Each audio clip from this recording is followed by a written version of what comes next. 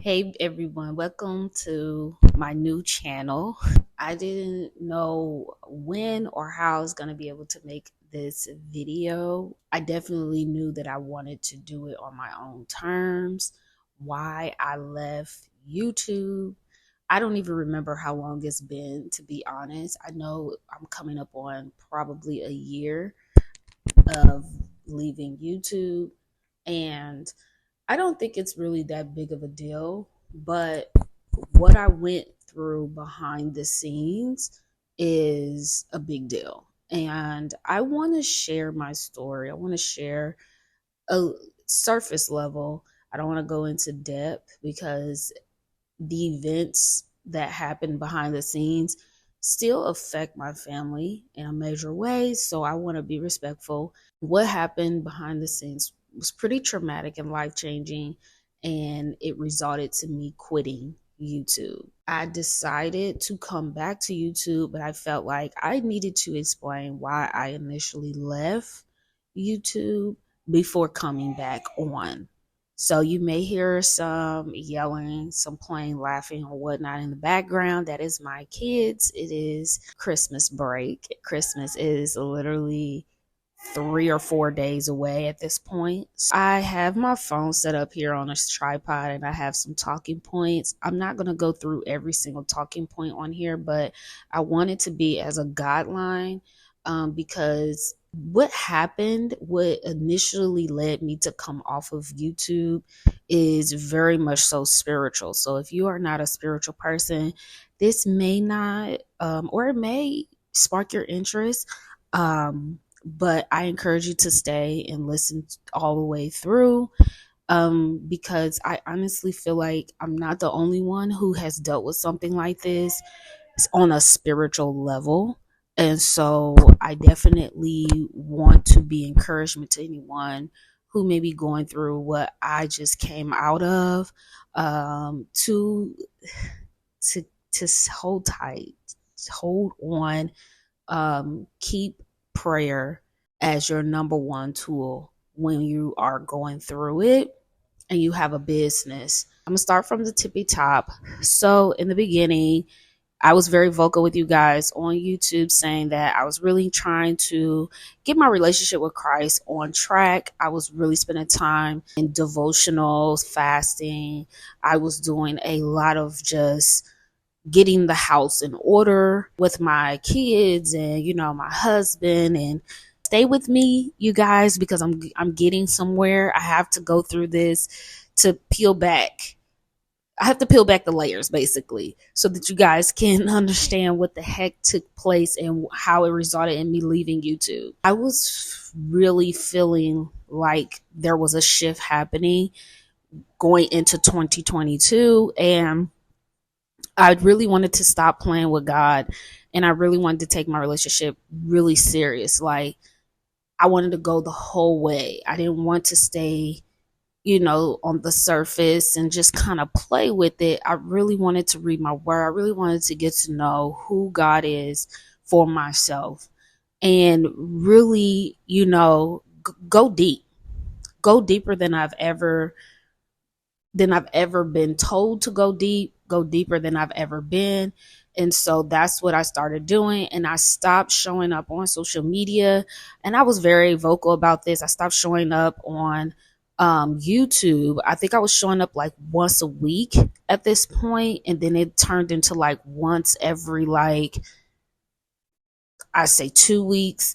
It got really bad. I didn't know how to juggle the two because I was just diving in so deep into Christ and I was loving it. And I was just like, okay, now what now? Because this is like taking up majority of my time.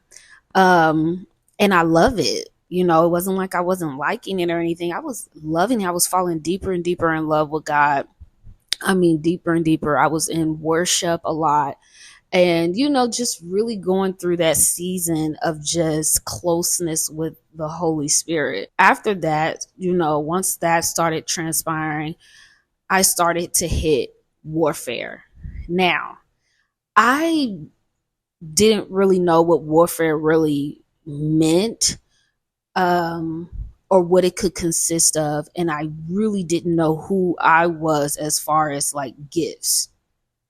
So there, if you are not a spiritual person, gifts are more so like supernatural. You have some supernatural gifts. Some people may dream events and they come to pass. Some people may have visions. Some people may be in a sleep state and have visions. Some people may hear in the spirit realm.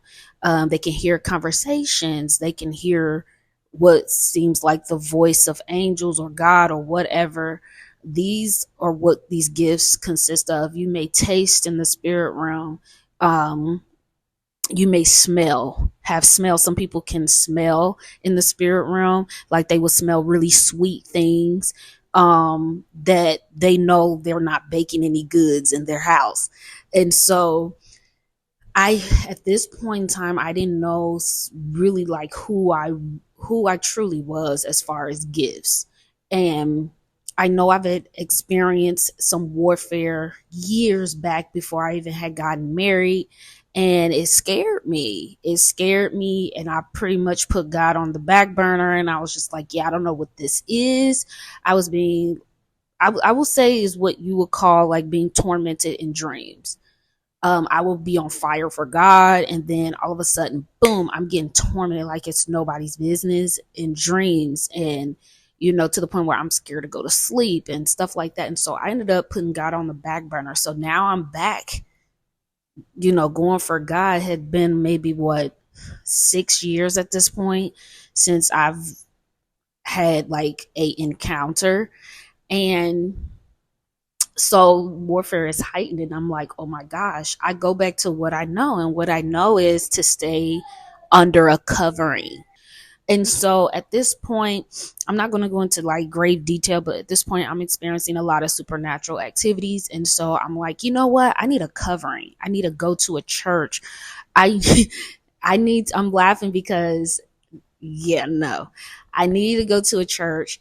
Is what I felt. And I was just like, I have to have someone pray for me because I don't know what the heck is going on.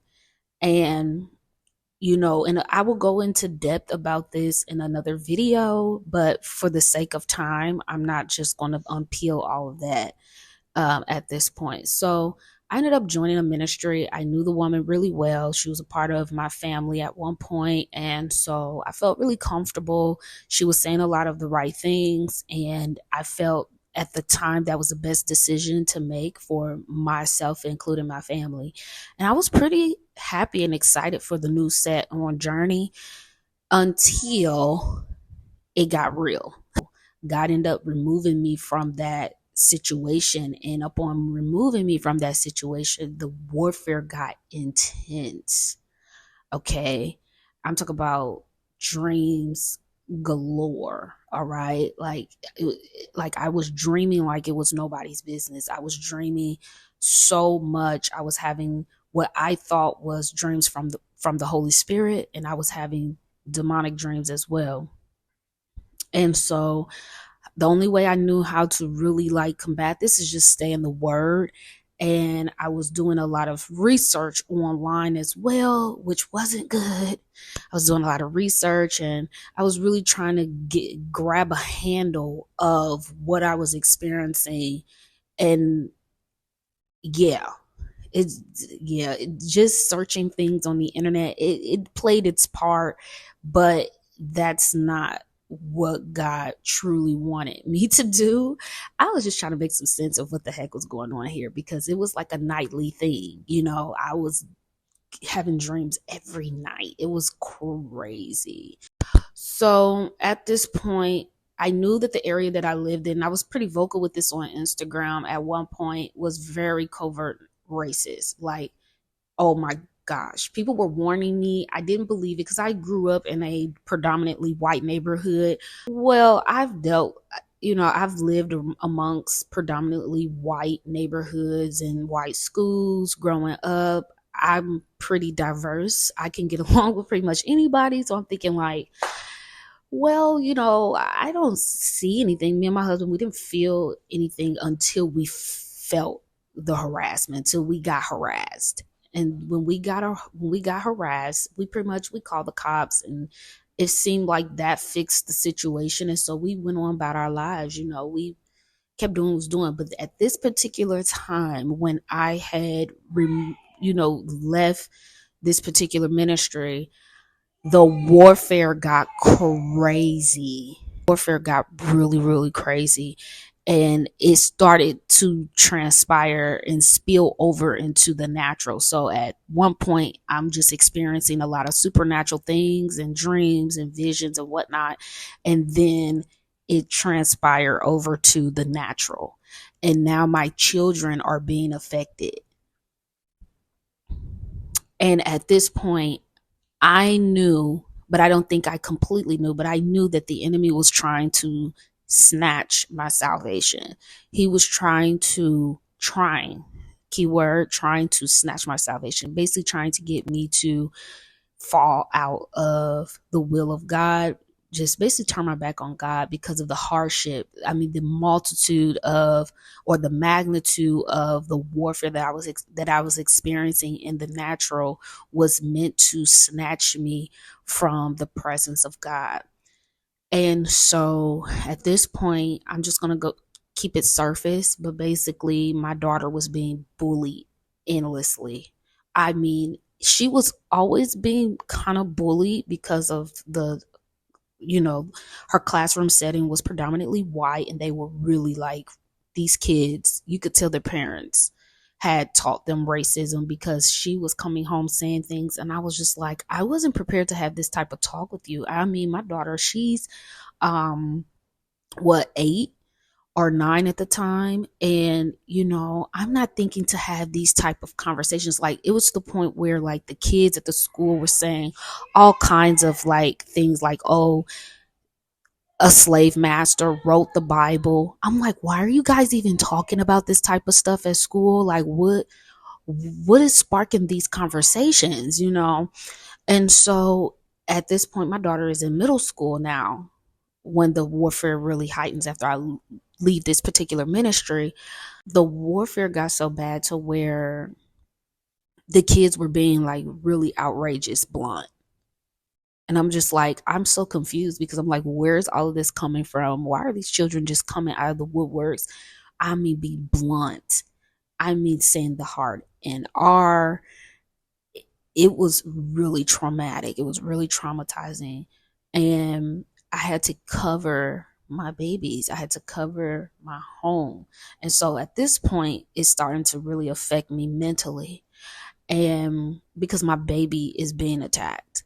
And then when I thought it couldn't get any worse, right?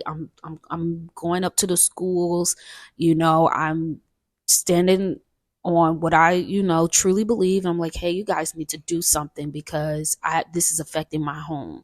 You guys need to start suspending children for hate speech. After I feel like I kind of got a handle on that, I didn't need to, go any further as far as like legal issues.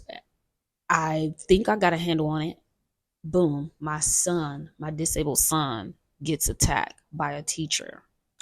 And the first incident happened right before school lets out for the holidays. So around this time, this is, I think, the second to last day of school. And the bus drivers thought that it was okay to give my son, to gift him a monkey book and bananas. The entire time of me living in this area, I thought these women were, well, we kept it cordial. We kept it cordial for the most part. There were no real solid indication that, they didn't like my son. They didn't like me because of the color of our skin. It just literally came out of nowhere. And I'm not joking.